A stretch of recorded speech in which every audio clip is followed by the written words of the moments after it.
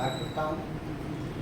अभी जो बात महाराज ने बताई, मैं तो महाराज शब्द इसलिए संबोधित करूँगा, संत चरण से पातक टरण, संत चरते फिरते तीर्थ होते हैं।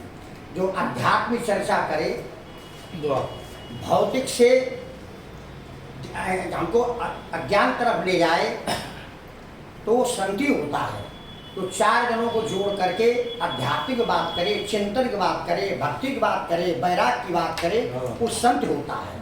किसी संप्रदाय का हो, किसी का धर्म का हो, कोई भी हो, कैसा भी हो, लेकिन वो संत होता है। लेकिन मन में कभी कभी एक भेद आता है, लेकिन मेरे मन में भेद भी नहीं है, मेरे मन में कोई शंका भी नहीं है, क्योंकि मैंने ऐसे महात्माओं से प्रश्न किया है, शायद आप उनके दर्शन नहीं किए होंगे। स्वामी राम सुखदास जी से, पंडित राम प्रसाद डोंगरे महाराज से, मुरारी बापू से मेरठ में मैंने अध्यात्म चर्चा इनसे की।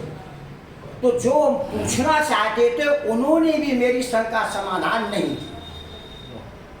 स्वामी राम सुखदास ने मेरे से केवल एक बात कही थी, डिग्री कॉलेज के हॉल प्रोग्राम था, बोले तुम ये बात ब्रह्म की यहाँ पूछना चाहते, तुम कौन हो? यहाँ तो सब माया के पुजारी बैठे हैं और तुम पूछते ब्रह्म की बात पूछते हो, मुझे एकांत मिलना। अब मेरे जैसे छोटे तो एकांत में कौन मिलने दे? सीधी सी बात है, कौन मिलने दे? लेकिन मेरे मन में केवल हमेशा एक बात पूछती है, और मेरे मन में वैराग्य पहले से था। मैंने 2 साल पहले नौकरी छोड़ी, 58 रिटायरमेंट लिया और नौकरी छोड़ने मुझे 18,000 रुपये रिश्वत देने पड़े। मुझे उस दिन पता हुआ कि नौकरी छोड़ने में कितनी दिक्कत होती। पहले प्रधानाचार्य दस्तखत नहीं करे, फिर मुश्किल में मैनेजमेंट कमेटी दस्तखत नहीं करे, उसकी खुशामद करी, फिर DISO मेरी फाइल रोक दी। तुम तो ये नौकरी क्यों छोड़ रहे? झूठ बोलना पड़ा, साहब मैं बीमार हूँ, मेरी पत्नी बीमार। लोन मंजूर कर दे फंड से, 1 लाख 2 लाख 4 लाख 5 लाख, बताओ नौकरी करो। वहाँ तो फाइल ने रुआई, मेरे जाके जॉइंट डायरेक्टर क्या फाइल रोक दी गई।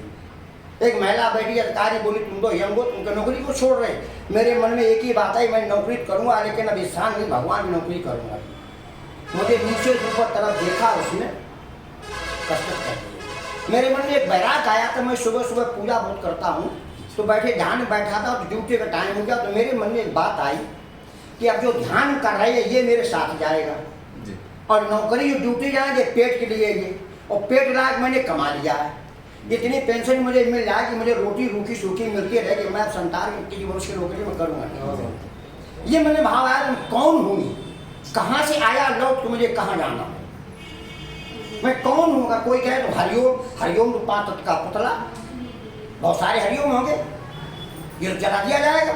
मैं कहाँ से आया और मैं लौट के मुझे जाना कहाँ है? ये प्रश्न मन में गूंजता रहता था। संसार के मतलब होता क्या कहें, महबूब ये नुमाया कर गए, BA किया, नौकर ये पेंशन मिली और मर गए, यहीं तक तो सीमित है। इसके अलावा क्या सोचा? मैं कौन हूँ, कहाँ था, लौट मुझे कहाँ जाना? क्या परमात्मा के बारे में सोचा? नहीं सोचा। नहीं सोचा तो सबसे बड़ी हानि है।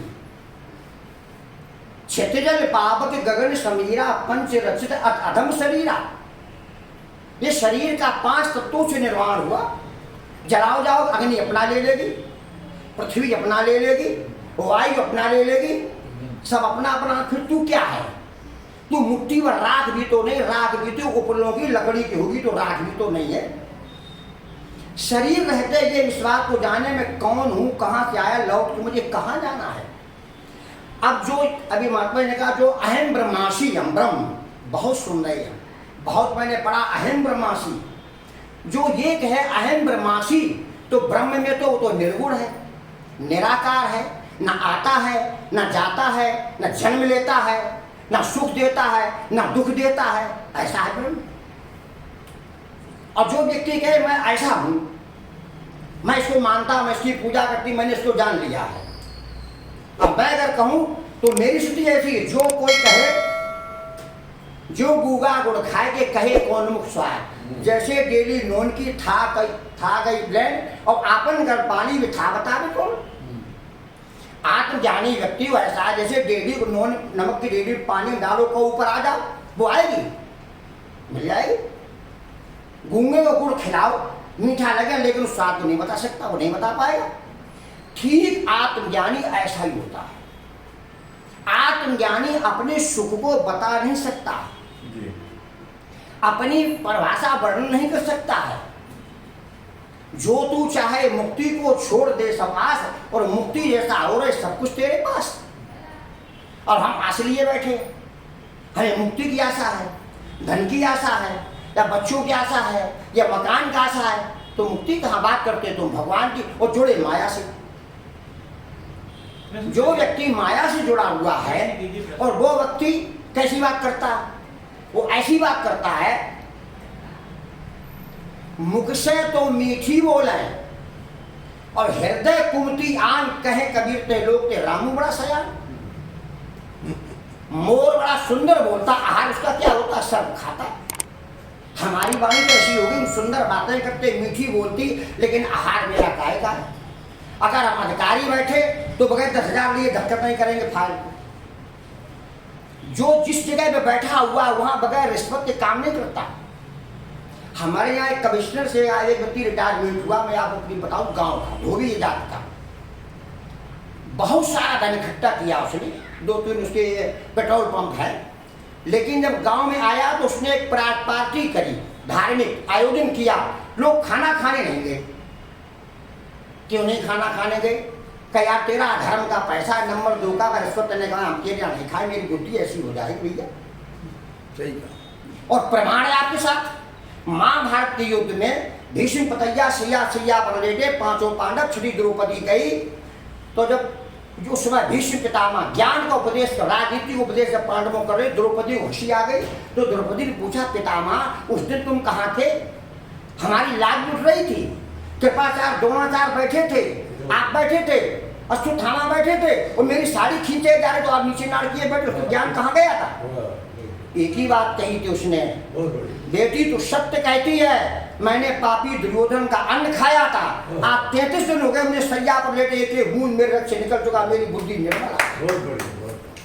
क्या कभी हमने इस बात को विचार किया? हाँ, भौतिक सुख सब चाहिए हमें, लेकिन और बात आध्यात्मिक की तो स्थिति ऐसी हो जाती। मैं एक बात ये कहना चाहता हूँ, ज़्यादा मैं लंबा समय में नहीं लूँगा, ये तो आपकी कृपा है कि हम 6 घंटे बोल सकता हूँ। हाँ, 6 घंटे लगातार बोलता रहूँगा। हमें रामायण का तो पूरी रामायण में सुंदरकांड में जवानी आ गई।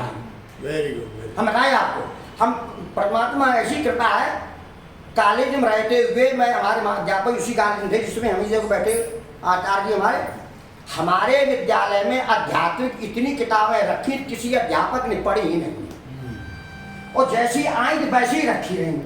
हमारे लाइब्रेरियन थे शर्मा जी, हमको बड़ा धन्यवाद करते, हमने उनसे प्रार्थना करी, वो एक किताब हमें 250 किताबें हमने पढ़ी अध्यात्मिक। आगे देखिए, तो ये हमें सिखाया किसी ने नहीं है, केवल आध्यात्मिक हमने चिंतन किया, और चिंतन करके मन में वैराग हुआ। तो मैं ये कहना चाहता हूँ कि जो अभी आपने ब्रह्म की बात कही है, ब्रह्म की परिभाषा जो बात करी है, जो व्यक्ति ये कहता मैं ब्रह्म ज्ञानी हूँ या ब्रह्म को मानो, तो ब्रह्मज्ञानी व्यक्ति होता है, उसके जीवन में कोई कामना नहीं रहती है, वो निष्कामना हो जाता है। ना पद की इच्छा, ना प्रतिष्ठा की इच्छा। देखो बहुत से व्यक्ति संस्था चलाते हैं, और मेरी उनसे खूब बात होती है, भाई तू संस्था तूने चलाई है, संस्था इकट्ठी करी तो व्यवस्था होगी, और जब व्यवस्था होगी तो आस्था कहाँ रही तेरी? बता मैं तुमने संस्था चलाई, हमें 20 कमरे बनाने हैं, तो तू तो व्यवस्था में लग गया, व्यवस्था बात तेरी आस्था कहाँ है? हम 4 घंटे बैठ ध्यान कब भी करते, तू तो 1 घंटे नहीं बैठता होगा। और ध्यान पद्धति क्या? ध्यान ध्याता धे, तीनों का त्रिपुटी का लय, ध्यान ध्याता धे, ज्ञान ज्ञाता दे, प्रमाण प्रमरता प्रमेय, भक्त भक्ति भगवान। जब त्रिपुरी का लय हो बैठे बैठे ये होता साधना से, ये साधना होगा, साधना के लिए समय देना पड़ा और शरीर को कष्ट देना पड़ता है। ये तब होगा जब त्रिपुटी का लय होगा। जब त्रिपुटी का लय होता तो उसके लिए शेष कुछ रहता ही नहीं, वो कह जाता अहम ब्रह्मास्मि। और उसके लिए ना तो रोड व्यक्ति को खड़ा रोड अच्छे हृदय से कह रहे हैं, नंबर नहीं दीजिए, हृदय से कह, वो व्यक्ति का रोड पर खड़ा है, किसी ने तो जूते मार दिए तो कभी उसे दुख नहीं होगा, तो नहीं आएगा, ब्रह्म ज्ञानी है। किसी ने फूलों को माला डाल दी, प्रसन्न हर्षित नहीं होगा। रोटी सूखी मिल जाए बड़ा प्रसन्न, 56 प्रकार भोजन मिल जाए कोई उसे सुख नहीं है। उसके लिए सुख दुख बराबर।